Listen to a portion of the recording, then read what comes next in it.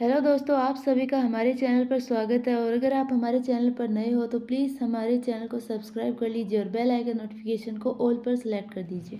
आन्या उसकी तरफ एकटक देखने लगी। तथ्य उससे थोड़ा दूर हुआ और फिर उसने कहा, you can move on this relationship, I want to break up. यह सुनकर आन्या धक सी रह गई। उसके सर पर जैसे तथ्य ने बम फोड़ दिया हो। आन्या सदमे में चली गई थी। उसने तथ्य का हाथ पकड़कर अपनी तरफ पलटकर उसके चेहरे को अपने हाथों में भर लिया और फिर कहा, मजाक कर रहे हो ना? बोलो, मजाक था ना ये? तुम्हें पता है ना, मुझे ऐसे मजाक बिल्कुल भी पसंद नहीं है। तुम बोलो ना कि ये झूठ है तथ्य। कहते हुए वो चिल्ला पड़ी, मैं मजाक नहीं कर रहा हूँ। इस बार तथ्य ने भी उसकी बाजू पकड़ ली और उसकी आंखों में देखते हुए आगे कहा, मैं मजाक नहीं कर रहा हूँ और मैं जो कर रहा हूँ उसी में सबकी भलाई है। ये मेरी मजबूरी है, समझी? ऐसी क्या मजबूरी आन पड़ी है जो तुम हमारे इतने प्यारे रिश्ते को तोड़ रहे हो? मजबूरी भी है या फिर मुझसे दूर होने के बहाने बना रहे हो? कहीं कोई और पसंद? उसके कहते ही तथ्य बीच में चिल्ला पड़ा, अन्या, माइंड योर लैंग्वेज। मुझे माइंड करने के लिए बोल रहे हो? तुम्हें पता है तुम क्या बोल रहे हो? तथ्य बोलो, इस बार सीधा, अन्या ने उसकी आंखों में देखते हुए कहा। तथ्य ने भी उसे दो पल देखा और फिर कहा, तुम जा सकती हो, अब मुझे तुमसे कोई बहस नहीं करनी, जाओ। इतना कहकर उसने आन्या को छोड़ दिया। तभी आन्या ने एकदम से उसका हाथ पकड़ लिया और फिर कहा, मैं कहीं नहीं जाने वाली, पहले मेरे सवालों का जवाब दो। तुम्हें जवाब देना मैं जरूरी नहीं समझता, तथ्य ने उसकी तरफ देखते हुए कहा। आन्या, पर मुझे आज जवाब चाहिए, आखिर ऐसी क्या बात हो गई? तथ्य, मैंने कहा ना, यहाँ से जाओ, तुम्हें सच जानने की कोई जरूरत नहीं है। मैं सुनना चाहती हूँ तथ्य, वो चीख पड़ी। अगर सुनना चाहती हो तो सुनो, यह सब तुम्हारे भाई की वजह से हो रहा है। तुम्हारा भाई जिम्मेदार है इन सब के पीछे, उसी की वजह से ये हुआ है। उसने विशाल को गोली मार दी। और पता है वो कौन है? वानी का मंगेतर, जिसकी शादी बचपन में ही उससे तय हो गई थी। लेकिन तुम्हारे भाई ने मेरी बहन के साथ जबरदस्ती की और उसे ले गया। अहम खत्री और हमारी खानदानी दुश्मनी है। ये सब जानते हुए भी बिना किसी मतलब के मैंने तुमसे प्यार किया। और तुम्हारे भाई ने क्या किया? मेरे डैड की कंपनी को बर्बाद करने पर तुला है। अगर वानी की शादी विशाल से नहीं हुई तो डैड का किया हुआ वादा टूट जाएगा और ये तुम्हारा भाई शायद कभी होने नहीं देगा। वो हम सबको बर्बाद करना चाहता है और इन सब में मैं तुम्हें घसीटना नहीं चाहता, इसीलिए तुमसे अलग होना ही जरूरी है। आन्या तथ्य की बात गौर से सुन रही थी। उसने कहा, भाई तुम्हारी कंपनी को बर्बाद करना क्यों चाहेंगे? तथ्य ने मुस्कुराकर कहा, तुम्हें यकीन नहीं हो रहा, तुम्हें मुझ पर भरोसा नहीं है। तुम्हें तो इस बात पर भी भरोसा नहीं होगा कि तुम्हारे भाई ने मुझे मारने की कोशिश की थी, यहाँ तक कि डैड को भी, मगर नहीं, तुम्हें मुझसे ज़्यादा अपने भाई पर यकीन है ना? तुम्हें क्या लगता है पूरे बिजनेसमैन क्यों डरते हैं उससे? क्योंकि वो एक डेविल है जिसे किसी की जान की कोई परवाह नहीं। वो बस मारने पर यकीन करता है। ना जाने कितने मासूम लोगों की उसने जान ली है। ऐसे इंसान के साथ डैड मेरी बहन का रिश्ता जोड़ेंगे? आन्या की आंखों में आंसू बह निकले थे। वो रोते हुए ना में सिर हिला रही थी। तभी तथ्य ने कहा, तुम्हें भरोसा नहीं हो रहा है ना, मगर मेरे पास सबूत है इस बात का, रुको। इतना कहकर वो मुड़ा और एक अलमारी से कुछ फाइल्स लेकर उसके पास आया और उसकी तरफ फेंक दिया। आन्या ने फर्श की तरफ देखा। वहां पर बहुत सारे कागज और कुछ फोटोज थे जिनमें अहम की दरिंदगी दिखाई दे रही थी। आन्या घुटनों के बल गिरी और वो रोते हुए वो सारे कागज देखने लगी। उसमें सच में बहुत कुछ था अहम के खिलाफ। आन्या ने रोते हुए तथ्य की तरफ देखा तो उसने सर हिला दिया। आन्या कुछ ना कह पाई। वहीं दूसरी तरफ वानी अहम के साथ थी और उसके डैड अभव भी थे। एक जगह पर आकर अहम ने कार रोक दी। अभव ने बाहर देखते हुए कहा, बेटा यहाँ पर क्यों रुकवाई कार? वानी ने पीछे पलटकर कहा, डैडा, मैं यहाँ से हॉस्पिटल जा रही हूँ। अहम ने उसकी तरफ देखा और फिर कहा, तुम्हें नहीं लगता रात बहुत हो गई है? अभव ने कहा, हाँ, बात तो सही कही अहम ने बेटा। वानी ने कहा, डैडा आप चिंता मत कीजिए, वो एक्चुअली डैड ने मुझे यहाँ बुलाया था, आप लोग जाइए। अहम उसकी बात सुनकर उसकी पकड़ स्टेयरिंग पर कस गई। उसने कहा, मैं भी तुम्हारे साथ चलता हूँ। नहीं नहीं, वानी ने एकदम से कहा। अहम ने उसकी तरफ देखा तो उसने कहा, वो अभी प्लीज़ नहीं, मैं बात को संभाल कर खुद मिलवाऊंगी तुम्हें। अहम ने अपना सर हिला दिया। वानी दोनों को बाय बोलकर कार से बाहर निकल गई। अभव भी बाहर निकल आए और वो आगे आकर बैठ गए। जब तक वानी चली ना गई तब तक अहम वहीं खड़ा रहा और फिर उसने कार मोड़ ली। जाते हुए कार में सन्नाटा था। तभी अभव ने चुप्पी तोड़ते हुए कहा, गुस्सा हो मुझसे? अहम ने सामने की तरफ देखते हुए कहा, आपको नहीं लगता उसका वहाँ रहना सेफ नहीं है? अभव ने कहा, इतने साल वो उसके साथ ही रही और वो भरोसा भी वीरेन पर ही करता है। अहम ने उसकी तरफ देखा और फिर कहा, वो किस पर भरोसा करता है वो मैं नहीं जानता। मुझे सिर्फ अपनी वानी सही सलामत चाहिए। अगर उसके साथ कोई भी ज़बरदस्ती की, उन सबको मार डालूंगा, फिर चाहे जो हो जाए। ऐसा कुछ नहीं होगा। वानी के आसपास उसके लोग हैं और आज तक इसीलिए वीरेन खन्ना इतना बड़ा इंसान बन पाया है। अभव ने कहा। अहम ने तिरछी मुस्कान से कहा, वीरेन खन्ना नहीं डैड, वीरेन खत्री कहो। अभव ने उसकी तरफ देखा और फिर कहा, वो खन्ना ही है। उसकी माँ का सरनेम उसने खुद चूज किया था। अहम ने कहा, सही कहा है लोगों ने, लड़ना हमें हमेशा अपनों से ही है, क्योंकि वो ही साथ रहकर सीने में छुरा घोंपते हैं। अभव ने आंखें बंद कर कहा, हाँ सही कहा, मगर मुझे अपना दोस्त वापस चाहिए। उसका भरोसा भी मेरी एक गलती की वजह से सब बिखर गया। अहम ने उनकी तरफ देखा और उनके हाथ पर अपना हाथ रखते हुए कहा, बहुत जल्द वो हमारे साथ होंगे। अभव ने कहा, मुझे भरोसा है तुम पर। अहम बस मुस्कुरा दिया। वहीं वानी जब हॉस्पिटल पहुंची तो चौंक उठी। अन्य सड़क पर बेसुध सी चली जा रही थी। उसके हाथ में वो सारे डॉक्यूमेंट थे जो तथ्य ने उसे दिखाए थे। उसकी आंखों का पानी रुकने का नाम ही नहीं ले रहा था। उसने एक हाथ से अपने आंसू साफ करते हुए कहा, इन सब का जवाब भाई को देना होगा। वो सबके साथ ऐसा कैसे कर सकते हैं? मगर कहते कहते वो रुक गई और फिर एकदम से अपनी जेबें टटोलने लगी। उसने अपनी पॉकेट से फ़ोन निकाला और फिर अंदर डायल लिस्ट चेक करने लगी। अंदर अहम के 4 कॉल्स आए थे। ये देखकर वो और रोने लगी। वो उसे कॉल बैक करती उससे पहले ही उसके हाथ रुक गए। उसने खुद से कहा, नहीं आन्या, ये बात तो मैं भाई के मुंह पर करूँगी। फ़ोन से ताल्लुक़ नहीं जुड़ेंगे और ना ही उनकी आंखों में शर्म होगी, और मेरे साथ साथ उन्हें वानी को भी जवाब देना होगा। हाँ, वानी कहाँ है? भाई के साथ होगी क्या? इतनी रात हो गई है, कॉल कर घर पहुंचने का बोल देती हूँ, कहकर उसने वानी को कॉल कर दिया। 2 बार रिंग जाते ही वानी ने कॉल पिक कर दिया। वो कुछ कहती कि आन्या ने कहा, कहाँ पर है तू? दूसरी तरफ से वानी की आवाज़ आई, मैं अभी विशाल को देखने हॉस्पिटल आई हूँ। डैड बहुत नाराज़ लग रहे थे तो सोचा यहाँ आकर मिल लूँ। आन्या ने कुछ सोचते हुए कहा, अच्छा ठीक है, मैं वहाँ आ रही हूँ। अरे 1 मिनट रुक, वानी ने एकदम से कहा। बोल, क्या हुआ अब? आन्या ने कहा। वानी ने कहा, तू कहाँ पर है? अहम बहुत ज़्यादा परेशान हो रहा था। तुम कॉल भी पिक नहीं कर रही थी। ओह अच्छा, उन्हें मेरा ख्याल आ गया तो मुझे ढूंढने निकले होंगे ना। इतनी रात हो गई है और मैं घर पर नहीं पहुंची तो। आन्या की आवाज़ भारी हो गई थी।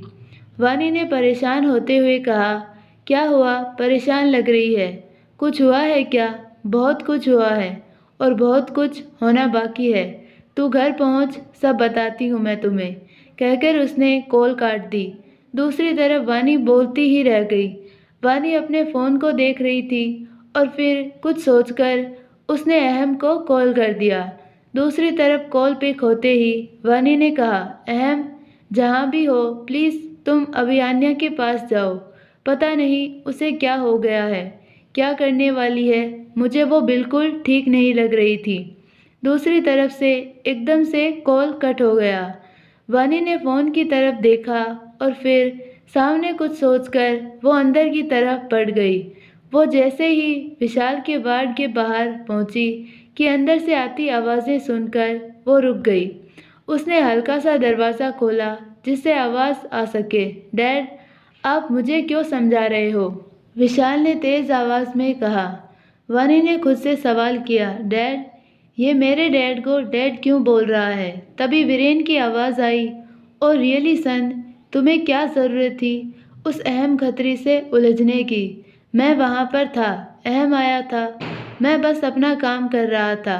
विशाल ने अपने दांत भींच दिए। और वानी कहाँ है? वीरेन ने कहा। ओ कम ऑन डैड, आपको अभी भी वानी की टेंशन है। उसके सामने खुद अहम खत्री ने मुझे गोली मारी थी। विशाल ने चिढ़कर कहा, ये जानते हुए कि वो मेरे दोस्त की बेटी है और उसने मुझ पर कितना भरोसा करके उसे मुझे सौंपा है। वीरेन की ये बात सुनकर वानी ने एकदम से अपने मुंह पर हाथ रख लिया, मगर आगे की बात सुनकर तो उसके पैर ही कांप गए थे। वीरेन ने कहा, जानते हो ना, वानी की माँ को मारने वाला और कोई नहीं, अभव खत्री है। कितना भरोसा था डेविड को उस पर, और उस अभव ने अपनी जिद में किसी को ना छोड़ा, और आज डेविड सलाखों के पीछे है और उसे लगता है कि वानी हमारे पास सेफ है और तुम उस अहम के पास उसे छोड़ आए। वानी ने एकदम से दरवाज़ा बंद कर दिया। उसकी सांसें तेज चल रही थी। उसे कुछ समझ नहीं आ रहा था। उसके पैर कांपने लगे थे। उसने आसपास देखा, सबकी नज़रें उसे ही देख रही थी। वो अपने आंसू साफ करते हुए एक तरफ दौड़ पड़ी। वानी को कुछ समझ नहीं आ रहा था। उसे एक साथ इतने सच जानने को मिले थे कि उसे ये पूरी दुनिया ही झूठी लग रही थी। मेरे डैड, मॉम, ये क्या हो रहा है सब? मुझे इन सब के जवाब चाहिए। कहते हुए उसने आसपास देखा तो वो हॉस्पिटल के पिछले भाग पर खड़ी थी। उसने एकदम से एक कैब रोकी और उसमें बैठते ही कहा, खत्री मैंशन चलो। ओके मैम, कैब ड्राइवर ने कहा। वानी बेसुध सी बाहर एकटक देख रही थी। उसने खुद से कहा, अहम, क्या सच है और क्या झूठ मैं नहीं जानती। बस मुझे तुमसे जवाब चाहिए। क्यों बदले के लिए ये सब प्यार का नाटक किया? आखिर क्यों? अभव अंकल ने ऐसा किया। क्या सच है क्या झूठ कुछ समझ नहीं आ रहा। लगता है जैसे आज ही मैं जागी हूँ। आज तक जो था वो सिर्फ एक सपना था जिसे मैं हकीकत मान रही थी। अहम, I hate you, I hate you. अचानक से कैब रुकी और वानी के सामने खत्री मैंशन था। उसने कैब वाले को पैसे दिए और कैब से उतर गई। वानी ने अपने आंसू साफ किए और वो अंदर की तरफ बढ़ गई। वहीं दूसरी तरफ आन्या रोड पर दौड़ रही थी। उसके सर से खून निकल रहा था और वो बस भाग रही थी। उसने पलटकर देखा तो 2 गाड़ियां उसके पीछे थी। वो और तेज भागने लगी। उसने चिल्लाते हुए कहा, प्लीज़ हेल्प मी, मुझे भाई के पास जाना होगा वीरेन की सच्चाई बताने। वानी, उसे सच्चाई बतानी होगी। इतना कहकर वो पलटी कि वो कार तेजी से उसकी तरफ आने लगी थी। अंदर बैठा हुआ तथ्य उसे ही देख रहा था। उसने अपनी गर्दन को बाएं दाएं किया और फिर वो शैतान की तरह मुस्कुरा दिया। आन्या की आंखें बड़ी हो गई और अगले ही पल तथ्य ने उसे गाड़ी से ठोक दिया। आन्या को इतना तेज झटका लगने की वजह से हवा में उछलते हुए एकदम से जमीन पर गिर गई और वहां पर खून के चितड़े उड़ गए। वो मुंह के बल गिरी थी। सब खून खून हो गया था। उसकी आंखें अभी खुली थी और मुंह से दर्द भरी घुटी हुई आवाज निकली। तभी उसने सामने खड़े तथ्य को देखा। वो उसके सामने पंजों के बल बैठ गया। आन्या ने उसकी तरफ घूरकर देखा। तथ्य ने उसके सर पर हाथ रखा और फिर कहा, ये क्या हो गया आन्या बेबी को? घर जाने के लिए कहा था ना आन्या बेबी को, तो फिर क्यों रास्ते में यहाँ से वहाँ भटकने गई थी? किसने कहा था तुम्हें हॉस्पिटल जाने को? हाँ बोलो। ना तुम वहाँ जाती, ना कुछ सुनती और ना ही मुझे ये सब करना पड़ता। आन्या ने उसकी तरफ देखा और फिर एकदम से उस पर थूक दिया। तथ्य ने एकदम से अपनी आंखें बंद कर दी और फिर अपना चेहरा साफ करते हुए आन्या की तरफ देखा जो उसे ही घूर रही थी। उसने एकदम से आन्या का सर पकड़ा और उठाकर जोर से पटक दिया। एक दर्द भरी चीख चारों तरफ फैल गई। जान गई पर अकड़ नहीं गई कहकर वो खड़ा होने गया कि आन्या ने उसका हाथ पकड़ लिया। तथ्य ने उसकी तरफ देखा तो आन्या ने बड़ी मुश्किल से कांपते हुए कहा, एक दिन तुम भी इसी तरह मरोगे, आई प्रॉमिस यू। कहते कहते उसके मुंह से खून निकल पड़ा और उसकी सांसें तेज हो गई। तथ्य ने टेढ़ी मुस्कान दे दी और फिर आन्या को ठुड्डी पकड़कर कहा, अफसोस तुम इस गलत फहमी में मर जाओगी, बट डोंट वरी, तुम्हारे पास तुम्हारा भाई जल्द ही मिलेगा ऊपर। कहकर उसने एकदम से उसकी ठोड़ी छोड़ दी और वहाँ से उसके हाथ को अपने पैर से रेंग कर चला गया। आन्या की आंखों में से आंसू जार जार बह रहे थे। तभी उसकी आंखों में रोशनी पड़ी। उसकी आंखें एकदम से चमक उठी। कार एकदम से उसके पास आकर रुकी और कार में से अहम जल्दी से निकलकर उसकी तरफ भागा। आन्या के पास आते ही वो घुटनों के बल गिर पड़ा। आन, कहते हुए उसकी आंखों में आंसू थे। उसने एकदम से उसका सर अपनी गोद में ले लिया। आन्या दर्द में भी मुस्कुरा दी। उसने धीमी आवाज में कहा, भाई, आई एम सॉरी। कहते हुए उसने अपना फ़ोन, जिसे उसने कसकर पकड़ा था, उसे अहम के हाथ में दे दिया। अहम एकटक उसे ही देख रहा था और जैसे आन्या की जान उस फ़ोन में ही थी कि अचानक से ही उसका हाथ नीचे गिर पड़ा और उसका सर एक तरफ को हो गया। अहम ने उसके गाल को थपथपाया और एकदम से वो ज़ोर से चिल्ला दिया। आन्या! वहाँ खड़े अहम के बॉडीगार्ड भी एक पल को कांप उठे। सबकी आंखें भर आई थी। अहम आन्या को सीने से लगाकर जोर जोर से रो रहा था। वो जिसे जान से भी ज्यादा चाहता था, आज उसकी ही गोद में मरी पड़ी थी। वो एक बार और चिल्ला दिया और जब उसकी आंखें खुली तो उसे देखकर दो पल को सब कांप गए।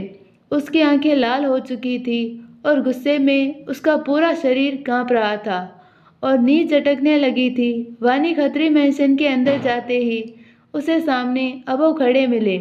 अभव की नज़र जब वानी पर पड़ी तो उसे ऐसे देखकर एकदम से वो उसकी तरफ बढ़ते हुए बोले, बेटा तुम यहाँ, क्या हुआ? वो उनके पास आते कि वानी ने एकदम से अपना हाथ आगे करते हुए कहा, मैं अपनी माँ के कातिलों से दूर रहना चाहती हूँ। आप मुझसे दूर रहिए। मुझे अभी सिर्फ अहम से बात करनी है। कहाँ है वो? अहम, अहम, कहते हुए वो स्टेज चढ़ने लगी। अब वो उसके पीछे जाने लगे। बेटा मेरी बात तो सुनो। तुम्हें जो कहा है वो पूरा सच नहीं है। अब वो वानी के पीछे पीछे छत पर आ गए थे। वानी को जब अहम कहीं नहीं दिखा तो अभव की तरफ पलटकर कहा, क्या सुनूं? हाँ, क्या सुनूं मैं आपकी? बताइए मुझे, आपकी बात सुनूं ताकि आप फिर से आप मुझे कोई नई कहानी सुनाकर अपनी तरफ कर ले। नहीं, ऐसा बिल्कुल भी नहीं होगा। मैं यहाँ अहम से मिलने आई हूँ। वो कहाँ गया? अब उसे मेरे सामने आने से डर लग रहा है क्या? मुझसे प्यार के झूठे दावे कर रहा था ना? कहाँ है वो? अभव वानी की तरफ बढ़े कि वानी स्टेज की तरफ जाते हुए कहा, दूर रहिए मुझसे, दूर। अभव ने अपने कदम पीछे कर लिए। वानी ने अपने आंसू पोंछते हुए कहा, बहुत गलत किया आपने, बहुत। बेटा मेरी बात तो सुनो। कहते हुए वो आगे बढ़े कि वानी ने अपने बैग से गन निकालकर उनके ऊपर तानते हुए कहा, दूर रहिए मुझसे, नहीं तो मैं गोली चला दूंगी। अभव गन देखकर एकदम से पीछे हो गए। वहीं अहम को रियान घर लेकर आया और आन्या के पास एकांश था। रियान और अहम दोनों कार से नीचे उतरे। अहम कार की टेक लगाकर खड़ा था। उसका सर झुका हुआ था और कपड़े खून से रंगे पड़े थे। रियान की आंखें भी नम थी। उसने अहम को कंधे से पकड़ा और उसे सहारा देकर घर की तरफ बढ़ा ही था कि उसकी नज़र छत पर पड़ी। वानी, रियान के मुंह से अनायास ही निकला। अहम ने जब वानी का नाम सुना तो उसकी नज़रों ने भी रियान की नज़रों का पीछा करते हुए देखा तो सामने का नज़ारा देखकर दंग रह गया। वानी अभव पर गन ताने खड़ी थी। वो जोर से चिल्लाए, डैड। वानी और अभव दोनों की नज़र रियान और अहम पर पड़ी। अहम और रियान तेजी से अंदर की ओर भागे। वो अभी आधी स्टेयर्स चढ़े होंगे कि ऊपर से गोली चलने की आवाज़ आई। उसी पल अहम और रियान के पैर कांप गए। दोनों ने एक पल को एक दूसरे की ओर देखा और तेजी से ऊपर की तरफ गए तो अभव जमीन पर गिर पड़े थे और वानी अपने मुंह पर हाथ रख उन्हें ही देख रही थी। अहम को देखकर वो जैसे ही उसकी तरफ पलटी कि अहम, डैड, उसके कहने के पहले ही अहम ने गुस्से में उसको धक्का दे दिया। रियान पहले ही अभव के पास चला गया था और वो वानी और अभव को ही देख रहा था। जैसे ही अहम ने वानी को धक्का दिया वो जोर से चिल्लाए, वानी। अहम जो अभव की तरफ बढ़ रहा था वो रियान के चिल्लाने से एकदम से पलटा तो देखा कि वानी स्टेयर से लुढ़कते हुए नीचे की तरफ जा रही थी। अहम ये देखकर तेजी से सीढ़ियां उतरने लगा। गिरते वक्त वानी की नज़रें सिर्फ अहम पर थी। अहम उसके पास पहुंचता उसके पहले ही वानी का सर लोहे के खंभे से जोर से पटका और वहां सिर्फ खून ही खून पसर गया। चारों तरफ खून ही खून था। अहम तेजी से वानी के पास गया, उसका सर अपनी गोद में ले लिया।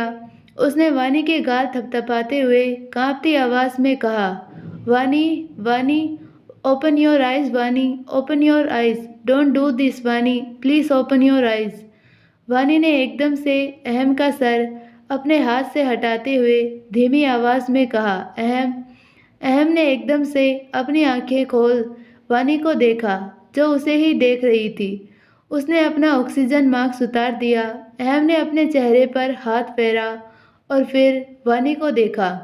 वानी उसे ही देख रही थी और फिर उसने कहा, मेरे गुनाह याद कर रहे थे ना? नहीं, हमारी जिंदगी याद कर रहा था। कितनी प्यारी थी ना?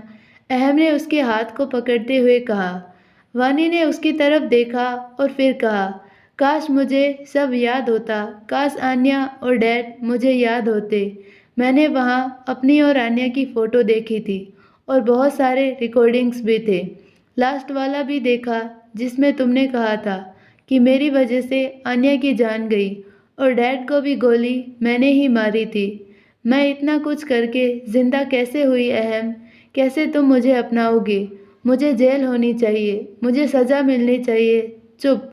अहम ने एकदम से उसके होठों पर अपनी उंगली रख दी और फिर आगे कहा, नो बकवास, ओके, मैं डॉक्टर को बुलाता हूँ।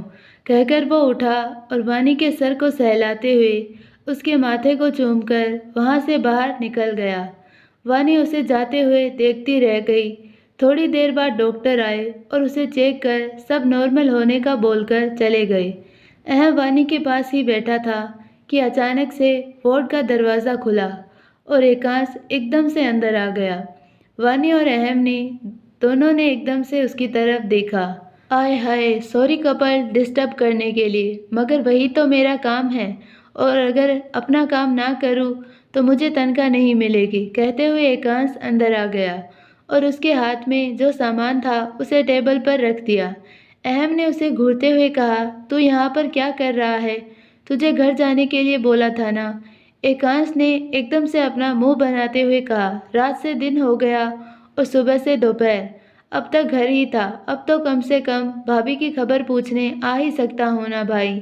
अहम ने खुद से कहा, दोपहर हो गई? एकांश ने यह सुनकर कहा, जी हाँ। अहम ने उसे घूरकर देखा तो उसने एकदम से वानी की तरफ नजरें फेर ली। अहम गुस्से में उसे देखता हुआ वॉशरूम में चला गया। 3 महीने बाद लंदन, ग्रीनविच। वानी, वानी कहाँ गई ये? नीहू ने अपने सर पर हाथ रख दिया और फिर वो बाहर लॉन की तरफ चल पड़ी। जैसे ही बाहर आई तो बाहर का नज़ारा देखकर वहीं खड़ी हो गई। सामने वानी और अयान अहम के पीछे भाग रहे थे और एकांश वो जोर जोर से चिल्ला रहा था, कम ऑन भाई, कम ऑन, आज दिखा दीजिए इस चिंगुर को कि आप बूढ़े नहीं हुए हैं। यह सुनकर वानी एकदम से हंसने लगी। अहम ने उसकी तरफ आंखें चढ़ाकर देखा। अचानक से अहम को धक्का लगा और वो नीचे जा गिरा। उसने मुड़कर देखा तो अयान था। उसके सिल्की हेयर उसके माथे को ढक रहे थे और चेहरे पर एक शैतानी स्माइल थी। उसने अपनी आवाज़ में रोब लाते हुए कहा, देखा अंकल, मैंने आपको हरा दिया। अब आपको मानना पड़ेगा कि आप अयान सिंघानिया से हार गए। अयान सिंघानिया को जीतना पसंद है क्योंकि हारना उसने सीखा नहीं। कहकर उसने अपने बालों को हाथों से पीछे कर दिया। वानी अयान के पास आई और उसने उसके गाल पर किस करते हुए कहा, वाह पार्टनर, आपने तो एक डेविल को हरा दिया, क्या बात है। अहम ने वानी को घूरकर देखा और फिर कहा, हार्ट, तुम्हें नहीं लगता तुम मेरी वाइफ हो? और पार्टनर ये नहीं है, मैं हूँ। वानी ने अपने बाल पीछे करते हुए कहा, हाँ तो मैंने कब मना किया, मैं तो बस आंटी। अयान बीच में ही बोल पड़ा। वानी ने उसकी तरफ देखा तो अयान ने कहा, आप रूल तोड़ रहे हो, आप मेरी टीम में हैं, आपको मेरी साइड रहना है। वानी ने तुरंत जवाब देते हुए कहा, हाँ मैं आपकी साइड। वो बोलती कि एकदम से अहम ने खड़े होकर उसका हाथ पकड़कर अपनी तरफ खींच लिया और अपने एक हाथ के घेरे में लेते हुए कहा, सुनो मिस्टर जिंगूर, ये मेरी वाइफ है और इस पर सिर्फ मेरा हक है। ये सिर्फ मेरी है और मैं इसके लिए काफ़ी हूँ। वानी के चेहरे पर एकदम से स्माइल आ गई। एकांश और नीहू भी एक दूसरे की तरफ देखने लगे। अयान और अहम एक दूसरे को घूर रहे थे। अयान ने वानी की तरफ देखा और उसे ही देख रही थी। अयान ने फिर से अहम की तरफ देखा और फिर कहा, आंटी मेरी है और मैं एक दिन आपसे उन्हें बहुत दूर ले जाऊंगा क्योंकि मुझे हारना पसंद नहीं। वानी ने अहम की तरफ देखा और फिर घुटनों के बल अयान के गाल पर हाथ रखते हुए कहा, बेटा आप ऐसा क्यों बोल रहे हैं? देखो मैं तो आपके साथ ही हूं ना, बल्कि सब आपके साथ है ना। अयान धीरे से मुस्कुरा दिया और फिर वानी के गले लग गया। वानी ने अपना एक हाथ ऊपर किया। अहम हल्का सा मुस्कुरा दिया और फिर वो भी घुटने के बल बैठकर दोनों को अपने सीने से लगा देता है। वानी ने अहम की तरफ देखा और फिर अयान की तरफ इशारा किया। वो कह रही थी कि देखा बिल्कुल आपकी तरह है, गुस्सैल और जिद्दी। अहम उसका इशारा समझते हुए मुस्कुरा दिया। नीहू की हाथ की मुट्ठियां कसती जा रही थी। उसके चेहरे के एक्सप्रेशन फीके पड़ रहे थे। एकांश ने उसकी तरफ देखा और फिर कहा, नीहू दी आप वहाँ खड़ी क्या कर रहे हो? यहाँ आइए ना। नीहू ने अपना सर हिलाते हुए कहा, नहीं मैं वो रियान को ढूंढ रही थी, पता नहीं कहाँ गया। अभी तो यहीं था, मैं उसे ऊपर देखकर आती हूँ, शायद वहीं होगा। कहते हुए वो मुड़ी और वहाँ से तेज कदमों से चली गई। एकांश ने अपने कंधे उचका दिए और फिर उन तीनों की तरफ जाते हुए कहा, अरे ये फकीर इंसान भी है, मुझे मत छोड़ो। और वो उनके गले जा मिला। नीहू वहीं अपने कमरे में गई और जोर से दरवाज़ा बंद करते हुए उसकी आंखों में आंसू थे। नीहू क्या हुआ? रियान ने वॉशरूम से आते हुए कहा। नीहू ने उसकी तरफ देखा और फिर कहा, क्या हुआ रियान? ये पूछो कि क्या नहीं हुआ, ज़रा भी फिक्र है तुम्हें मेरी रियान? रियान ने उसके सामने घुटने के बल बैठते हुए कहा, जरा सी फिक्र का क्या मतलब है नीहू, मेरे लिए तो तुम ही मेरी पूरी जिंदगी हो। कहते हुए उसने उसके गाल पर हाथ रख दिया। नीहू उसकी तरफ देखती रही। उसकी आंखों में से आंसू रियान के हाथ पर गिर रहे थे। वो रियान के सीने से जा लगी। रियान ने उसके सर पर हाथ फेरते हुए मन में कहा, तुम्हारी हर वक्त फिक्र रहती है। मैं जानता हूँ कि तुम अयान से कितना प्यार करती हो, ये जानते हुए कि वो हमारा बेटा नहीं है। पिछले 3 महीनों से आज तक वानी और हैम ने इसी वजह से अयान को ये सच नहीं बताया कि असल में वो उसके मम्मी पापा हैं। मगर नीहू तुम्हें ये एक्सेप्ट करना होगा, जितनी उलझनों को छोड़कर हम यहाँ आए हैं उनमें मुझे नई उलझनें पैदा नहीं करनी। वीरेन और विशाल आज भी इंडिया में है, भले ही अहम ने उनको बर्बाद कर दिया हो, मगर डेविड नहीं। अब वो सब भूलकर सिर्फ खुशियों के लिए हम यहाँ आए हैं और किसी को नहीं पता कि हम कहाँ पर हैं। अब सिर्फ सुकून चाहिए। उसने नीहू की तरफ देखा और फिर उसके सर पर किस कर दिया। आई एम सॉरी, नीहू ने वैसे ही रोते हुए कहा। रियान मुस्कुरा दिया और फिर कहा, भरोसा रखो नीहू, धीरे धीरे सब ठीक हो जाएगा। और अयान तुम्हारा भी बेटा है। जब कोई नहीं था तब तुम उसका सहारा बनी थी और हम एक ही घर में हैं, एक साथ हैं। जिंदगी भर वो तुम्हारे साथ रहने वाला है। पता है ना वो तुमसे कितना प्यार करता है। मम्मा, अयान के बाहर से चिल्लाने की आवाज़ आई। नीहू ने रियान की तरफ देखा और वो मुस्कुरा दी। रियान ने उसके आंसू साफ करते हुए कहा, जाओ आपका बेटा आपको बुला रहा है। नीहू ने अपना सर हिला दिया और फिर कहा, जनाब को भूख लगी होगी, अब फिर एक नई फरमाइश होगी। कहते हुए वो खड़ी हुई और दरवाज़ा खोलकर बाहर चली गई। रियान उसकी चाल को देख रहा था, कितनी तेज चल रही थी वो। उसने अपनी आंखें बंद कर अपना सर हिला दिया। रियान कार ड्राइव कर रहा था और अहम उसके पास वाली सीट पर बैठा हुआ था। अहम ने रियान की तरफ देखते हुए कहा, कार को हॉस्पिटल की तरफ मोड़ लेना। रियान ने अपना सर हिला दिया। अहम ने सामने देखते हुए कहा, मेरे सीने में भी दिल है। हाँ ये बात ज़रूर है कि उसमें सबके लिए हमदर्दी नहीं है। अच्छा कौन है जो इस पत्थर दिल में हमदर्द बनकर रह रहे हैं? रियान ने अहम की तरफ देखते हुए कहा, ओनली हार्ट, सिर्फ पानी। अहम ने बड़े गुरूर से ये कहा और फिर थोड़ा रुककर कहा, वो मेरा दिल है और उसके लिए जो भी खास होगा वो मेरे लिए भी खास बन जाता है। नीहू और तुम दोनों ने उस वक्त उसे संभाला था जब मैं उसके साथ नहीं था और रियान के लिए नीहू का प्यार जायज़ है। मुझे वैसे तो अपनी चीज़ें बांटना बिल्कुल पसंद नहीं, मगर अयान की बात अलग है। हाँ, क्योंकि वो कोई चीज़ नहीं, मेरा बेटा है। रियान ने उसकी तरफ देखते हुए कहा। अहम ने तिरछा मुस्कुराते हुए कहा, मेरा खून है वो। रियान का चेहरा एकदम से फीका पड़ गया। उसने कहा, जानता हूँ, बार बार ये बात कहने की ज़रूरत है? रेहान की बात बीच में ही अहम ने काटते हुए कहा, ज़रूरत है, क्योंकि वो मेरा बेटा है। वानी पिछले 8 साल से अपने बेटे के मुंह से माँ सुनने के लिए वेट कर रही है और आज भी कर रही है, सिर्फ नीहू के लिए। नीहू को समझा कि वो अयान को सच बताए। मेरा उसे अयान से दूर करने का कोई इरादा नहीं है, मगर उसके लिए पॉसेसिव होना नहीं छोड़ा तो मैं अयान को हमेशा हमेशा के लिए उससे अलग कर दूंगा। और तुझे पता है मैं ये कर सकता हूँ। रेहान ने अचानक से कार की ब्रेक मारी और फिर अहम की तरफ देखते हुए कहा, मुझे पता है और मैं कर भी रहा हूँ, बस थोड़ा सा वक्त चाहिए मुझे। अहम कार से उतर गया, उसके पीछे रेहान भी उतर गया।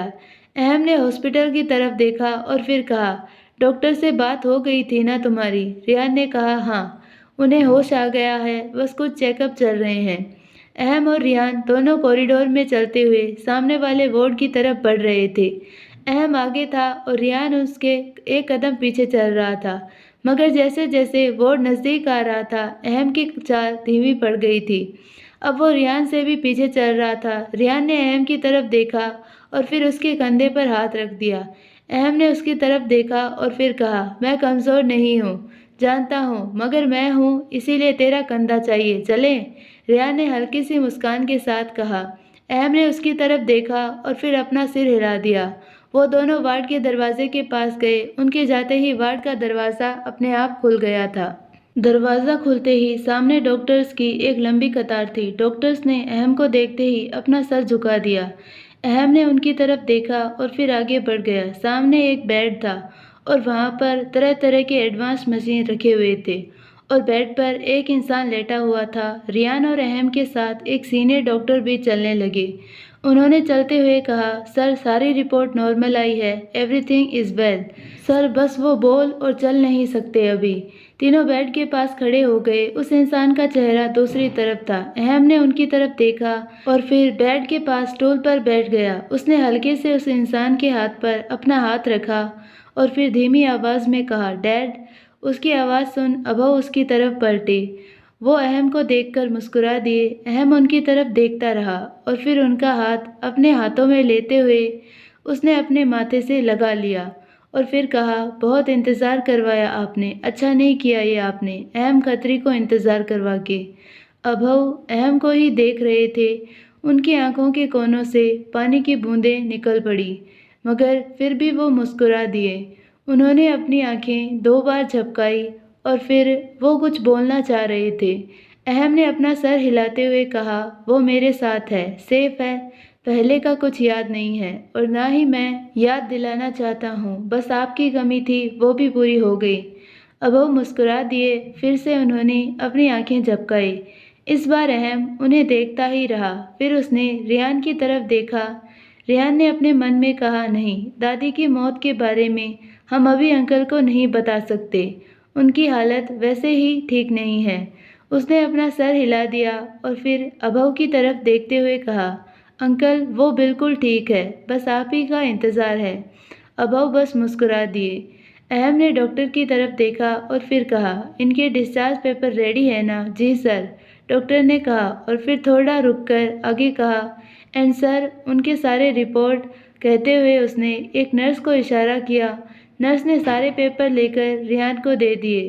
रेहान ने पेपर पढ़ते हुए कहा, मैं ये ख़त्म कर देता हूँ, तब तक तुम अंकल के साथ बैठो। कहते हुए वो वहाँ से डॉक्टर के साथ बाहर निकल गया।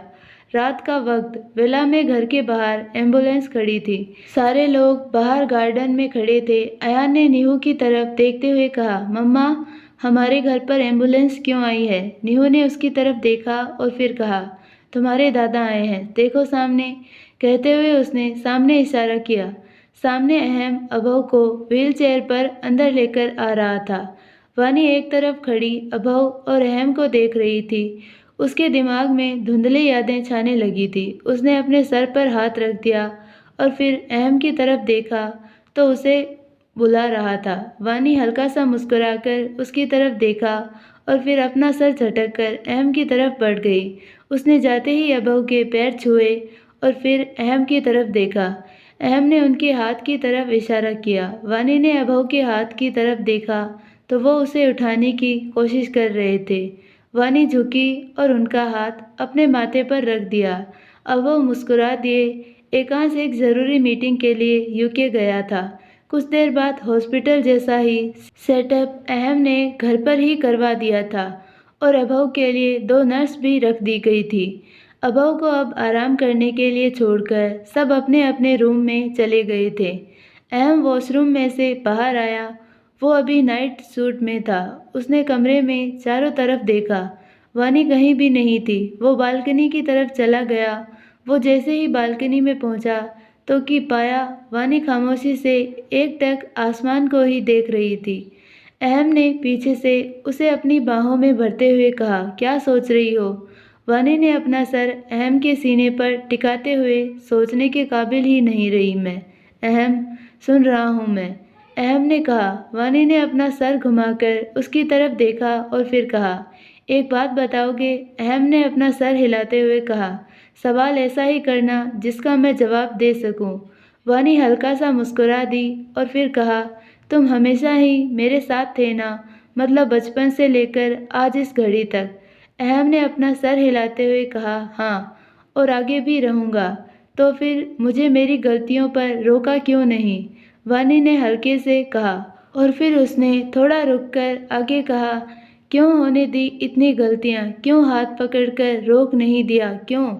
अहम ने उसकी आंखों में देखते हुए कहा, क्योंकि मुझे पता ही नहीं था कि तुम गलती करती हो। मुझे तो सिर्फ इतना पता था कि मेरी वानी नादान है, मेरी शहजादी हो, और पता होता कि तुम गलती करने वाली हो तो कभी तुम्हें वो करना भी नहीं देता। वानी अहम की तरफ पलटी, उसके गले से लगते हुए कहा, अब प्लीज़ मुझे कोई भी गलती मत करने देना। अब मैं तुमसे दूर नहीं जाना चाहती। अहम ने वानी के बाल सहलाते हुए कहा, हाँ, अब बस एक आखिरी खेल। कहते हुए उसने वानी की तरफ देखा और उसके माथे पर किस कर दिया। कुछ दिन ऐसे ही बीत गए। वानी अपने कमरे से निकलते हुए किचन में चली गई। उसने आसपास देखा और फिर पानी का ग्लास भरते हुए कहा, घर में सब बिजी है, सिर्फ मेरे सिवाय। पता नहीं नीहू और अयान कब आएंगे।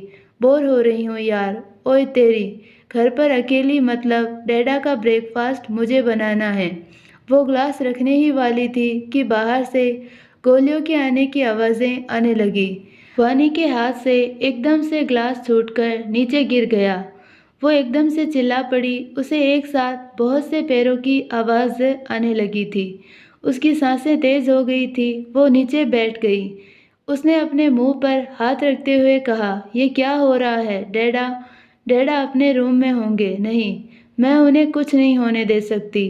वो हिम्मत कर खड़ी हुई और किचन से बाहर निकलने लगी। वो जैसे ही दरवाजे तक पहुंची कि उसने देखा कि बहुत सारे लोग ब्लैक सूट पहने, हाथों में गन और कानों में ब्लूटूथ पहने हुए घर की छानबीन कर रहे थे। वो एकदम से दीवार के पीछे हो गई। तभी उसे कदमों की आहट उसकी तरफ आती सुनाई दी।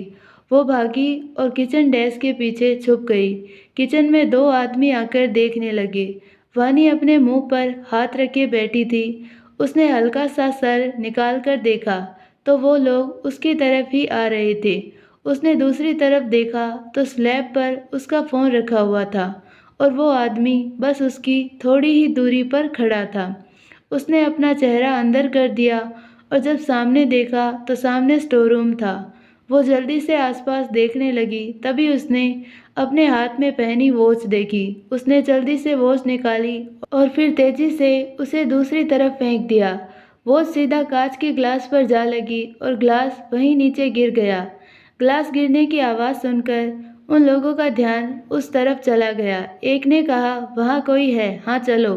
कहते हुए दोनों उस तरफ दौड़े कि यहाँ वानी ने अपना फ़ोन लिया और स्टोर रूम में भाग गई। किसी के पैरों की आवाज़ सुन वो दोनों ही पलट गए। एक ने दूसरे की तरफ देखा, फिर दोनों ने अपना सिर हिला दिया।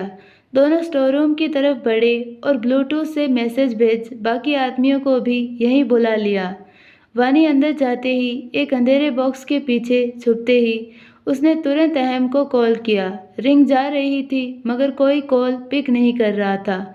वानी रोते हुए अहम को फिर से कॉल करने लगी। उसने मन में कहा, अहम please pick up the call. अहम प्लीज़, कहाँ हो तुम? इस बार उठा लो। इस बार भी कॉल कट गई। तभी वानी को स्टोर रूम में कदम आते सुनाई दी। उसने अपना फ़ोन नीचे कर बॉक्स के पीछे और झुक गई। उसकी आंखों में से आंसू बह रहे थे। 5-6 लोग स्टोर रूम को तहस-नहस कर रहे थे, मगर वानी अपना मुंह दबाए बैठी थी। एक आदमी ने आकर उस बॉक्स को लात मारी। वानी अंदर ही अंदर कांप उठी, मगर उसके मुंह से आवाज़ ना निकली। यहाँ तो कहीं भी नहीं है, एक आदमी ने गुस्से में कहा। नहीं, हमने सुनी थी आवाज़, यहाँ कोई आया था बॉस, पहले वाले आदमी ने, उन सभी के बॉस ने कहा। अगर उस अहम खत्री की बीवी आज नहीं मिली ना, तो वो हमें जिंदा नहीं छोड़ेगा। ढूंढो उसे, इतना बड़ा घर है, किसी भी कोने में छुपी होगी, ढूंढो। बिलाल और सभी ने अपना सर हिला दिया और सभी एक एक करके बाहर निकलने लगे। वानी ने सभी को जाता देख चैन की सांस ली। आखिर में उन सभी का बॉस निकल रहा था कि वानी का फोन बजा। वानी की धड़कनें एकदम से बढ़ गई। उसने अपना फोन एकदम से पकड़कर साइलेंट कर दिया। अहम की कॉल आ रही थी। उसने अपने मुंह पर हाथ रखते हुए कहा, अहम। बॉस के चेहरे पर एकदम से मुस्कान तैर गई। उसने धीमे धीमे कदमों से वानी की तरफ बढ़ रहा था। उसके पीछे उसके आदमी भी थे। वानी जितना कर सकती थी उतना अपने आप को सिकुड़ रही थी। अचानक से बॉक्स एक तरफ चला गया। वानी जोर से चिल्ला दी। बॉस वानी को देखकर मुस्कुरा दिया। उसने हंसते हुए कहा, सरप्राइज। अहम तेजी से कार ड्राइव कर रहा था और बार बार वानी को कॉल किए जा रहा था। अहम ने गुस्से में स्टीयरिंग पर हाथ मारते हुए कहा, व्हाट द हेल आर वानी, कॉल क्यों नहीं पिक कर रही? गार्ड्स में से भी कोई फ़ोन नहीं उठा रहा। कहते हुए उसने कार की स्पीड तेज़ कर दी। उसने एकांश को कॉल कर घर जल्दी पहुंचने का बोल दिया। थोड़ी ही देर में कार विला के बाहर जाकर रुकी। अहम तेजी से गाड़ी में से बाहर निकला और तेजी से अंदर की तरफ भागा। बाहर सारे गार्ड्स की लाशें पड़ी हुई थी। वो उन सबको देखता हुआ अंदर गया तो हॉल में खून के छींटे पड़े हुए थे। वो उन छींटों का पीछा करते हुए किचन की तरफ बढ़ गया। इस वक्त उसकी हार्ट बीट धीमी पड़ गई थी। वो खून के छींटों का पीछा करते करते स्टोर रूम में पहुंच गया। उसने देखा तो वहाँ वानी का फ़ोन पड़ा हुआ था। वो झुका और एकदम से उसने फ़ोन उठा लिया। उसने अपने सर पर हाथ रख दिया और फिर एकदम से बोला, डैड। कहते हुए पलटा कि एकांश वहाँ खड़ा था। अहम ने एकांश की तरफ देखा। एकांश एकदम से अहम के गले लग गया। भाई, डैड अपने कमरे में नहीं है, बल्कि मैंने पूरा घर छान मारा, वो कहीं नहीं है। एकांश कहते कहते रोने लगा। उसने आगे कहा, भाई, एक बार मैं उन्हें खो चुका हूँ, अब दूसरी बार खोने की हिम्मत नहीं है। अहम ने उसकी पीठ पर हाथ रख दिया और फिर उसने अपनी लाल हो चुकी आंखों से घूरते हुए कहा, आई प्रॉमिस यू, उन्हें कुछ नहीं होगा। मेरे घर से अहम खतरी के इलाके में आकर उन्होंने अच्छा नहीं किया। अब इसका जवाब उन्हें अपनी मौत से देना होगा। कहते हुए उसने एकांश को अलग कर कहा, चीर को कॉल करो, हम निकल रहे हैं। कहते हुए वो तेजी से बाहर निकला। एक बड़े से अंधेरे कमरे में एक आदमी सामने लगी वानी की फ़ोटो को गौर से देख रहा था। उसकी पर्सनैलिटी बहुत खास थी। वो वानी की फ़ोटो को देख ही रहा था कि एकदम से दरवाज़ा खुला और एक इंसान तेज़ कदमों से अंदर आया। वहाँ पहले ही खड़े शख्स ने कहा, राणा, तुम्हारी चाल इतनी तेज़ क्यों है? राणा ने अपना सर झुकाते हुए कहा, माफ़ करे डैन, मगर खबर ही ऐसी है कि कदम अपने आप ही तेज हो गए। डैन एकदम से राणा की तरफ पलटा। लंबा चौड़ा शरीर, सफ़ेद हो चुके बाल और चेहरे पर एक चमक। उनकी सफ़ेद और काली मूछें और दाढ़ी चेहरे को और तेजदार बना रहा था। उन्होंने काला कुर्ता और पजामा पहना हुआ था और उसके ऊपर काला कोट। डैन ने राणा को जलती हुई आंखों से देखते हुए कहा, हमने तुम्हें वानी को लाने के लिए भेजा था ना, और तुम बुरी खबर लेकर आए हो। वानी कहाँ है? वो मैं, राणा कुछ बोलता कि बाहर से गोलियों की आवाज़ें आने लगी। राणा एकदम से बाहर की तरफ भागा। राणा बाहर आया तो अहम अपने हाथ में बंदूक लिए घर के अंदर तेजी से बढ़ रहा था। उसके पीछे काले कपड़े पहने हुए उसकी पूरी फौज थी। अहम को देखकर ऐसा लग रहा था मानो मौत का देवता है। उसकी लाल आंखें वहाँ के माहौल को खौफनाक करने के लिए काफ़ी था। अहम ने एकदम से राणा के सर पर AK-47 तान दी। राणा ने अपने हाथ जोड़ दिए और कांपती आवाज़ में कहा, मैं डैन को बुलाता हूँ। अहम ने गन नीचे की और वहाँ पड़े सोफे पर बैठ गया। उसके पीछे उसका पूरा काफिला खड़ा था। अहम ने एक हाथ बंदूक पर रखा था और उसका सर झुका हुआ था। राणा ऊपर जाता कि उससे पहले ही डैन स्टेयर से नीचे आ रहे थे। माहौल में खामोशी छा गई थी। वहां सिर्फ अहम की तेज सांसें और डैन के पैरों की आवाज सुनाई दे रही थी। क्या बात है, आज मेरा दामाद मेरे घर आया है। बहुत खूब, तुम्हारा यह तरीका मुझे काफी पसंद आया। कहते हुए वो अहम के सामने जा खड़े हुए। उन्होंने अपने हाथ पीछे बांध लिए। अहम अभी भी नीचे देख रहा था। उसने वैसे ही अपनी कर्कश आवाज में धीमे से कहा, मेरी बीवी कहाँ है? डैन ने एकदम से अहम की तरफ देखा और फिर राणा की तरफ देखा। राणा ने अपना सर झुका लिया। डैन ने अहम की तरफ देखा और फिर कहा, वो तुम्हारे पास थी, मेरे नहीं। तभी एकदम से अहम खड़ा हो गया और लगभग चिल्लाते हुए बोला, मैंने पूछा मेरी बीवी कहाँ है? किसी और की इतनी हिम्मत नहीं है कि वो इस डेविल के घर से उसकी बीवी को ले जाए। डैन ने घूरते हुए अहम को देखा और फिर कहा, अपनी आवाज़ नीचे रखो। कातिलों की आवाज़ नीचे हो वो ज़्यादा बेहतर होती है। और एक बात, अगर मेरी बच्ची को एक खरोंच तक आई तो मैं तुम्हें जिंदा नहीं छोड़ूंगा। 8 साल पहले उसका बाप मजबूर था, जेल में बंद था, मगर आज मैं यहाँ आपकी बकवास सुनने नहीं आया।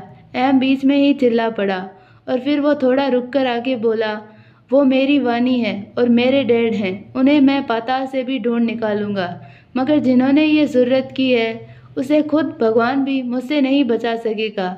अहम डैन की तरफ झुका और उसने कहा, और दुआ कीजिएगा इन सब में आपका कहीं भी मुझे नाम तो ठीक मगर परछाई भी नजर आ गई ना तो मैं भूल जाऊंगा आप वानी के बाप हैं, मेरे डैड के दोस्त हैं, या फिर मुझे अपने डैड की बेगुनाही के सबूत आपके सामने पेश करने हैं। कोई लिहाज नहीं रहेगा, सिर्फ गोलियां होगी। अहम और डैन एक दूसरे को आंखों में देख रहे थे। अहम की आंखें अंगारे बरसा रही थी। वो 2 कदम पीछे हुआ और वहां से मुड़कर जाने लगा। उसके पीछे उसका काफिला भी चल पड़ा। वो अभी गेट तक पहुंचा ही था कि उसके पीछे से आवाज आई, रुको। अहम के कदम वहीं ठहर गए, मगर वो पलटा नहीं। पीछे से डैन की आवाज आई, तुम चाहो तो मैं तुम्हारी मदद कर सकता हूँ। अहम के चेहरे पर तिरछी मुस्कान आ गई। उसने वैसे ही कहा, आपका दामाद इतना कमजोर नहीं है कि उसे किसी की जरूरत पड़ जाए। कहते हुए वो आगे बढ़ा कि पीछे से आवाज आई, मैं तुम्हारे साथ चल रहा हूँ, शौक से आइए। कहते हुए अहम तेजी से बाहर निकल गया। डैन ने राणा की तरफ देखा। राणा ने अपना सर झुका लिया। अहम और डैन पागलों की तरह वानी और अभव को ढूंढ रहे थे। वहीं दूसरी तरफ एक अंधेरे कमरे में एक शख्स रॉकिंग चेयर पर बैठा हुआ था। उसका एक हाथ आर्म रेस्ट पर रखा हुआ था। उसकी अंगुलियों में पहनी अंगूठियों को वो बजा रहा था। तभी एकदम से दरवाज़ा खुला और एक शख्स अंदर आया। वो शख्स आते ही बोला, डैड आप यहाँ क्यों बैठे हैं? चलिए बाहर, आपके भाई आए हैं, मिलेंगे नहीं? यह सुनकर चेयर पर बैठा शख्स जोर जोर से हंसने लगा। हंसते हंसते वो एकदम से रुका और फिर गुस्से में कहा, अबू खत्री, अबू खत्री, मेरी जिंदगी का सबसे बड़ा कांटा जो पूरी जिंदगी मुझे चुभता रहा है, मगर अब नहीं। अब सांप भी मरेगा और लाठी भी नहीं टूटेगी। फोन लगाओ डैन को, वो भी मिले अपने दोस्त उर्फ अबू खत्री से। कहते हुए वो खड़ा हुआ और उस शख्स की तरफ पलटा। ये कोई और नहीं, वीरेन खन्ना था। विशाल ने अपना सर हिला दिया और फिर अपना फोन निकालकर डैन को कॉल कर दिया। दूसरी तरफ अहम और डैन वानी की लोकेशन ट्रेस कर रहे थे। डैन का फोन बजा और सबकी नजरें उसकी तरफ हो गई। डैन ने अपना फोन देखा, विशाल नाम शो हो रहा था। अहम डैन के पास ही खड़ा था। उसने डैन की तरफ देखा तो वो उसे ही देख रहे थे। अहम ने मुस्कुराते हुए कॉल उठाकर स्पीकर पर डाल दी।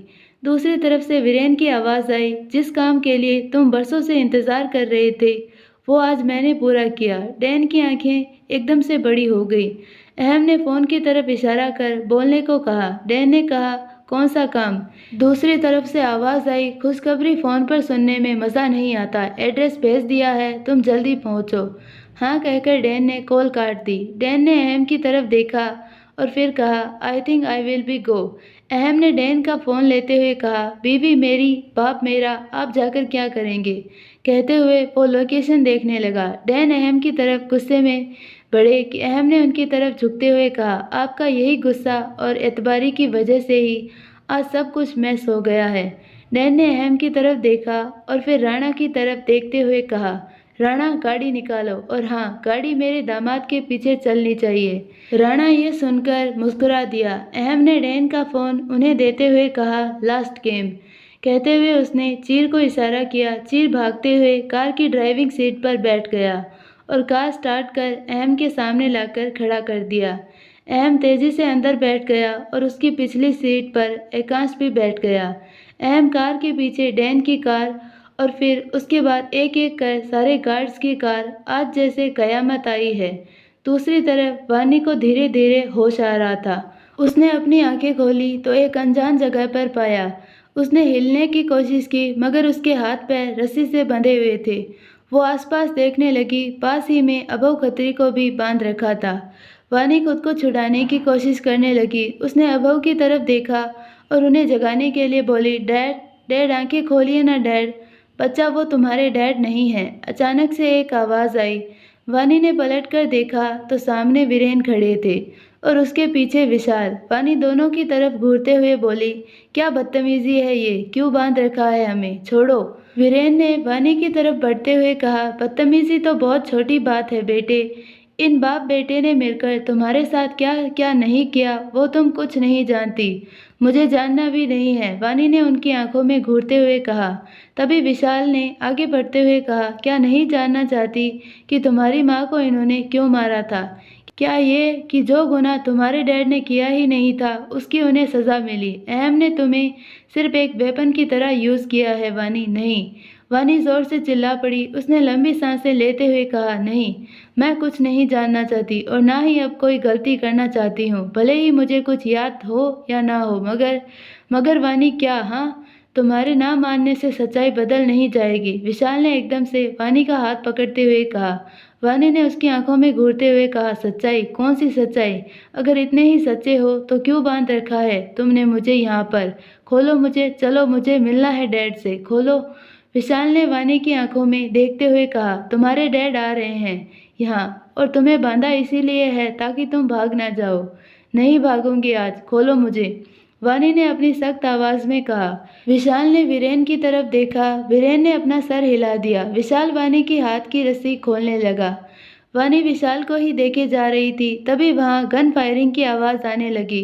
विशाल एकदम से खड़ा हो गया। उसने वानी की तरफ देखा जो उसे ही घूर रही थी। डैड, लगता है अहम आ गया, विशाल ने घबराते हुए कहा। वीरेन ने अपने सर पर हाथ फेरते हुए कहा, उसे कैसे पता हम यहाँ हैं? वो दोनों बात कर रहे थे। उसी बीच वानी जल्दी जल्दी से अपनी रस्सी खोलने में लगी थी। वीरेन ने सोचते हुए कहा, अभव खत्री को उठाओ और वानी को भी। विशाल ने अपना सर हिला दिया। वो पलटा कि जोर से चेयर उसके सर पर आ लगी। विशाल एक तरफ गिर गया। वानी ने विशाल को चेयर मार दी थी। उसने वीरेन की तरफ देखा और उसे भी मारती कि वीरेन ने अपनी उल्टी गन उसके सर पर मार दी। वानी चिल्लाते हुए एक तरफ जा गिरी। गार्ड्स, वीरेन एकदम से चिल्लाए और वहां बहुत सारे गार्ड्स आने लगे। विशाल ने अपना सर संभालते हुए वानी की तरफ देखा और फिर गुस्से में बोला, साली, इसे भी अपनी माँ की मौत मरना है। इसकी माँ भी ऐसे ही नहीं मार रही थी। कहते हुए वानी की तरफ बढ़ा कि वीरेन चिल्लाए, विशाल। विशाल ने वीरेन की तरफ देखा और फिर कहा, डैड, आज इसे मैं जिंदा नहीं छोड़ूंगा, समझती क्या है खुद को? वीरेन ने गार्ड्स की तरफ इशारा करते हुए कहा, रोको उसे। वानी वीरेन की तरफ एकदम से बढ़ी और उसके कॉलर पकड़ते हुए कहा, आपने मारा मेरी माँ को, क्यों? वीरेन ने वानी का हाथ छुड़ाते हुए बोले, बेटे, आपको गलतफहमी हुई है, ऐसा कुछ नहीं है। वानी ने एकदम से चिल्लाते हुए कहा, कुछ गलतफहमी नहीं हुई है, आपने मारा मेरी माँ को, खूनी हो आप, मैं डैड को बता दूंगी। कहते हुए वो जाने को हुई कि वीरेन ने उसके बाल पकड़ लिए। वानी एकदम से पलटी। वीरेन के गाल पर थप्पड़ जड़ दिया। वीरेन का सर एक तरफ हो गया। उसने अपने गाल पर हाथ रखते हुए कहा, यही गलती तुम्हारी माँ ने की थी जब मैंने उसे कहा था कि मुझसे शादी कर लो, उसकी सारी प्रॉपर्टी मेरी हो जाएगी, तब यही थप्पड़ उसने मुझे मारा था। वानी की आंखें बड़ी हो गई। वीरेन ने एकदम से उसकी तरफ देखा और फिर कहा, जानती हो फिर उसके साथ क्या हुआ? हाँ, मैं दिखा देता हूँ। उन्होंने वानी के बाल पकड़े और दीवार की तरफ तेजी से उसका सर ले जाने लगे। वानी का सर टकराता उससे पहले ही किसी ने अपना हाथ बीच में कर दिया। वानी की सांसें तेज थी। वीरेन ने सामने देखा तो ये डैन था। वीरेन ने एकदम से वानी का हाथ छोड़ दिया। वानी ने एकाएक डैन का हाथ पकड़ लिया। वानी ने सर उठाकर देखा तो डैन उसे ही देख रहे थे। अनजान शख्स को देखकर वानी ने एकदम से उनका हाथ झटक दिया और तेजी से पीछे हो गई। उसने पलटकर देखा तो वहां अहम खड़ा था। वो तेजी से उसकी तरफ भागी और एकदम से उसे गले लगा लिया। अहम के सारे गार्ड्स ने वीरेन के गार्ड्स को पकड़ लिया था। विशाल को भी चीर ने पकड़ रखा था। अहम ने वानी के बाल सहलाते हुए उसके कान में कहा, ही इज़ योर डैड। वानी ने एकदम से अहम की तरफ देखा। अहम ने उसके बाल सही करते हुए कहा, जाओ उनसे मिलो। वानी ने अपना सर ना में हिला दिया और फिर धीमी आवाज़ में कहा, नहीं, मुझे घर जाना है अहम, नहीं प्लीज़। सब लोग वानी की तरफ देख रहे थे। इसी बीच वीरेन ने अपनी गन निकाली और डैन की तरफ तान दी। एकांश एकदम से चिल्लाया। सबकी नज़र डैन की तरफ चली गई। डैन ने वीरेन को घूरते हुए कहा, गलती कर रहे हो तुम। वीरेन ने गुस्से में कहा, गलती तो मुझसे हुई थी, तुम्हें और इस अबू को जिंदा छोड़कर, मगर हर बार बच निकले तुम। और फिर मेरी सच्चाई तेरी बीवी को पता चल गई। उसे मैंने बहुत समझाया मगर वो मानी नहीं और आखिरकार मुझे उसे मारना पड़ा। उसकी मौत का इंजाम मैं अबू खतरी पर डालना चाहता था और हुआ भी यही, मगर बीच में तुम आ गए। सबको यही लगा कि प्रॉपर्टी के लिए तुमने यामी को मार दिया। तुम चिल्लाते रहे कि तुमने कुछ नहीं किया। अबू ने भी बहुत कोशिश की मगर मैंने सारी कोशिश उसकी साजिश बना दी और तुम्हारा यकीन मैंने जीत लिया। पूछो क्यों? क्योंकि मुझे पता चल गया था तुम्हारी सारी प्रॉपर्टी और अबू की भी सारी प्रॉपर्टी वानी के नाम है। क्योंकि अबू और मानसी वानी को अपनी बहू बनाना चाहते थे। वानी जिससे भी शादी करती उसी के नाम सारी प्रॉपर्टी होनी थी। मगर इसमें भी प्रॉब्लम थी। प्रॉब्लम यह थी कि वो प्रॉपर्टी उसे तभी मिलती जब तुम उन पर साइन करते। इसीलिए मुझे तुम्हारा और वानी दोनों का भरोसा जीतना पड़ा।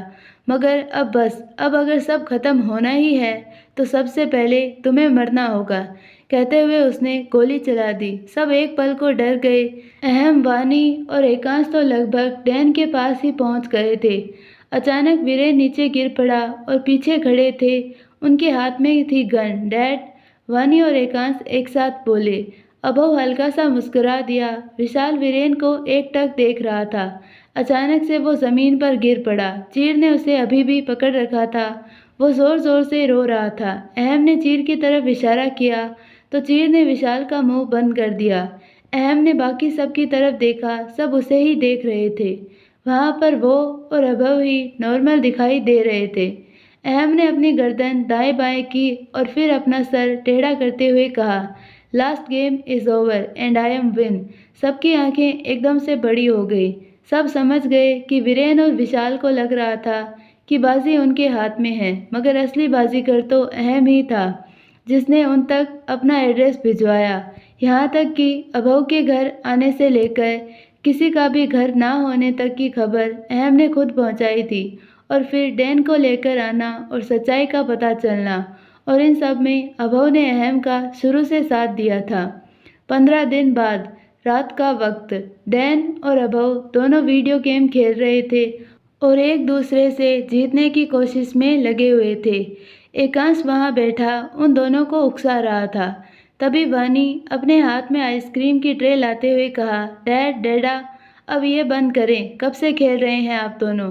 अबू ने डैन को धक्का देते हुए कहा, अरे बेटा, आज तो नहीं रुक सकता, आज तो मैं इसे जीत के ही दिखाऊंगा। डैन ने हंसते हुए कहा, अपने सपने में।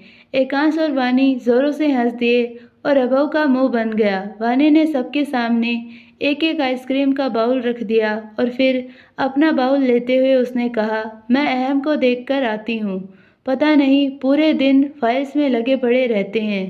कहते हुए वो वहाँ से चली गई और यहाँ ये तीनों गेम्स में बिजी हो गए।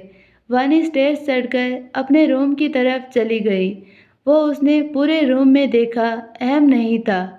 तो वो बालकनी की तरफ गई। बालकनी के पास पहुंची तो अहम किसी से बात कर रहा था। उसकी पीठ वानी की तरफ थी।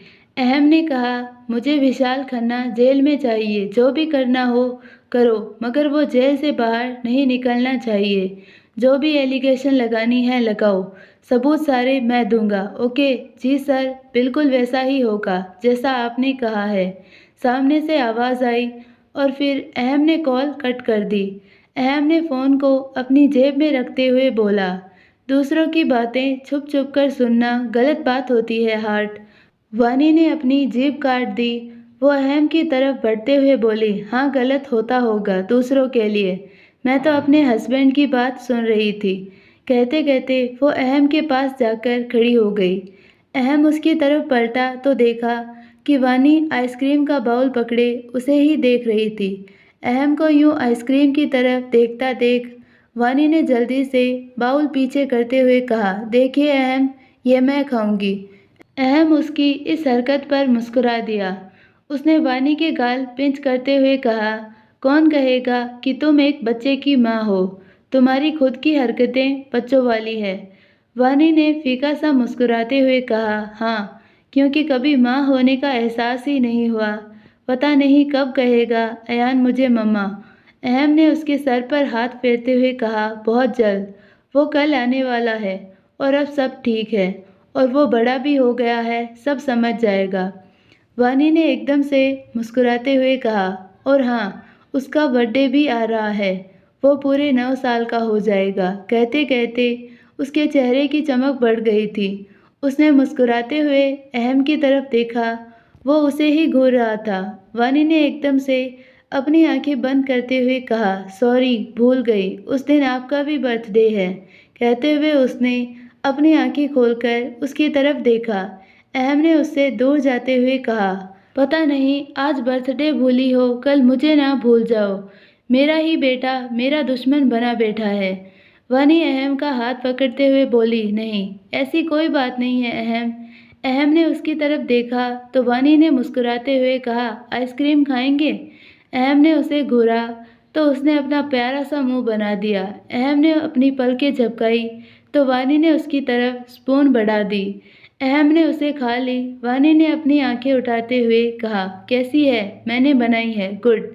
अहम ने कहा, बस गुड? वानी ने अपना मुंह बनाते हुए कहा। अहम ने बस हाँ कहा और वहाँ से जाने को हुआ कि वानी ने उसका आर्म पकड़ते हुए कहा, रुकिए ज़रा, ये स्वीट आइसक्रीम खाकर तो चाहिए। मुझे ये बिल्कुल भी स्वीट नहीं लगी। अहम ने कहा, इस बार लगेगी, वानी ने कहा और आइसक्रीम का स्पून अहम की तरफ बढ़ा दिया। वो खाता उससे पहले ही वानी ने उसे खा ली। अहम ने उसे घूरा। वानी पंजों के बल खड़ी होते हुए अहम के होठों पर किस कर दी। अहम ने एकदम से उसकी कमर पकड़ ली। वानी अहम की तरफ देखते हुए बोली, अब है ना स्वीट? अहम ने उसकी आंखों में देखते हुए कहा, हाँ, बट अब मुझे और खानी है अहम। वानी के कहते ही अहम ने उसके होठों को अपने कब्जे में ले लिया। वानी के हाथ से आइसक्रीम का बाउल गिर पड़ा। उसके हाथ अपने आप अहम के बालों में चले गए और दोनों एक लंबे पैशनेट किस के बाद अलग हुए और एक दूसरे का चेहरा जोड़ दिया। वानी ने अहम के गाल पर हाथ रखते हुए कहा, आई लव यू। अहम ने उसकी आंखों में देखा और फिर धीमी आवाज में कहा, आई लव यू टू। वानी मुस्कुरा दी। उसने आगे कहा, अब सब ठीक है, हमारी फैमिली कंप्लीट हो गई। अहम, मैं बहुत खुश हूँ। अहम ने उसे अपने गले से लगा लिया। वानी ने सुकून से अपनी आंखें बंद कर दी। ये स्टोरी का लास्ट पार्ट था। आई होप आपको ये पसंद आया होगा और वानी और अहम की स्टोरी को आपने इतना प्यार दिया उसके लिए धन्यवाद। और अगर ये पार्ट पसंद आया तो प्लीज़ वीडियो को लाइक, शेयर और चैनल को सब्सक्राइब ज़रूर कीजिए और बेल आइकन नोटिफिकेशन को ऑल पर सेलेक्ट कर दीजिए ताकि हमारी सारी वीडियोस की नोटिफिकेशंस आपको मिलती रहे। धन्यवाद।